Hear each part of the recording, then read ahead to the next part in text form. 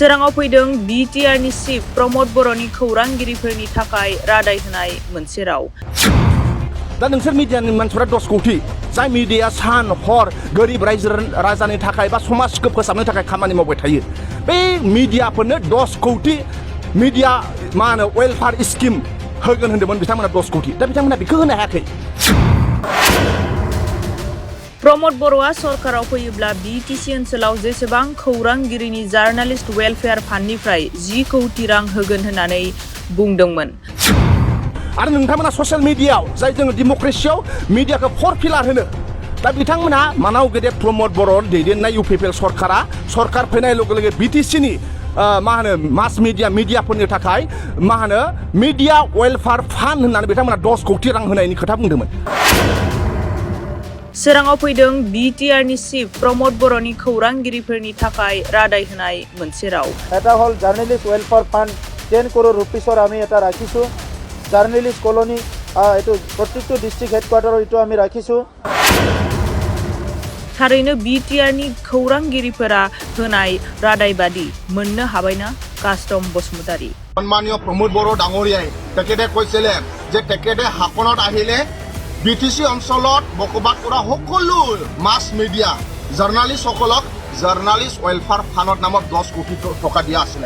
আপুনি যদি বিটিসিৰ বাকি আপনি পাইছে নাকি কেতিয়াবা প্ৰমোদ দাই যদি পদ্মজৰাত আহে আপুনি সোধক যে ইউপিপিএলত মেনিফেষ্টত আছিলে যে বিটিসি অঞ্চলত বকবাদ কৰা যিমান জাৰ্নালিষ্ট আছে তেওঁলোকে দিনে নিশায়ে অঞ্চলত সমস্যাৰ কাৰণে কথা কয় তেওঁলোকক প্ৰমোদ বড়ো চিফ হলে 10 कोटी पैसा दिया কথা আছিল আপোনালোকে নাপালে।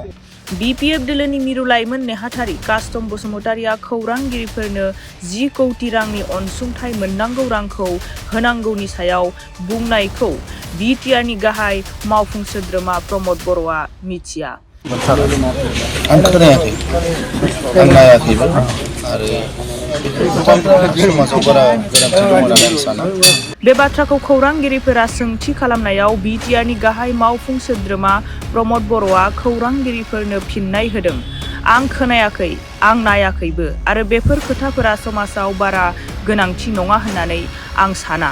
बे बाथ्राखौ बुंदों बिटिआरनि गाहाय मावफुं सोद्रोमा प्रमद बर'आ। नैबे समा खामानि मावनायनि सम।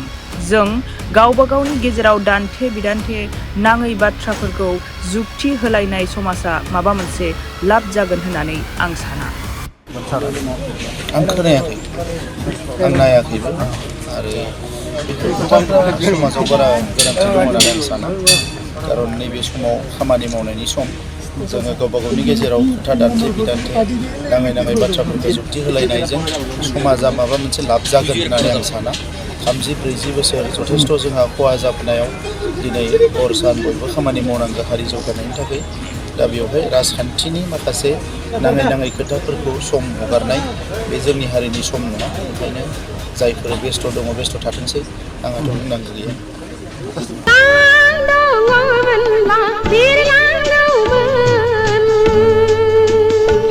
बर'नि गिबिसिन आबुं बर' सावथुन आलायारन सावथुनखौ नायनो हांखुर जानानै थानाय रायजो राजाफोरनि थाखाय गोजोनथाव खौरां। गावबा गावनि आंलाय आंनिसो सानदोंमोन। आलायारन सावथुनखौ अनसायगिरि रायजो राजाफोरनि थाखाय बाङाय बेसेनावनो दिन्थिनो थांखि लादों बड'सा फिल्म प्रडाक्शना।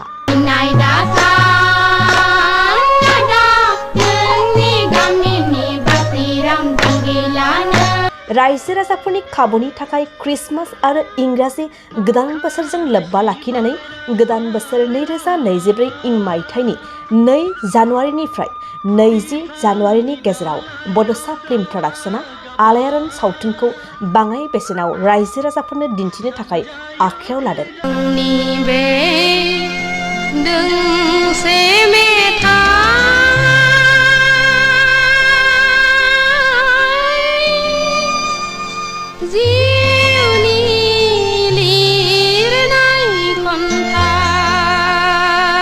फैगौ 2 जानुवारिनिफ्राय 20 जानुवारिनि गेजेराव सिगाङाव लानाय बेसेननिख्रुइ गोबां खमसिन बेसेनाव आलायारन सावथुनखौ लांनानै रायजो राजाफोरनो दिन्थिनो हागोन। सुदेम बार बारनाय गोजोनग्लायनाय समाव बिरलाङो गोसोआ नोंनि सेराव।